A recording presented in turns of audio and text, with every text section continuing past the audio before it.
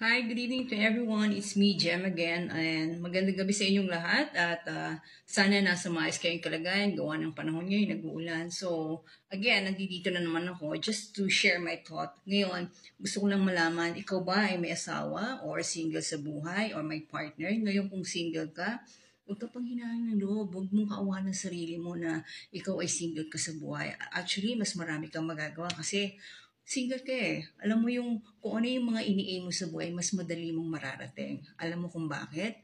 Kasi ikaw lang eh. Ikaw lang mismo ang magdidesisyon sa sarili mo. Walang ibang tao. Ngayon, kung ako sa'yo na nakikinig nito, you need to come out. You need to out of the box. Simulan mo na kung ano yung gusto mong gawin at kung anong gusto mong ini-aim mo sa buhay. Kasi, believe me, walang ibang tutulong sa'yo, walang ibang mag-aangat sa sarili mo, kundi ikaw mismo. Kaya kung ako sa'yo, kung ano yung iniisip mo ngayon, gawin mo na. Start by tomorrow at isulat mo kung ano yung mga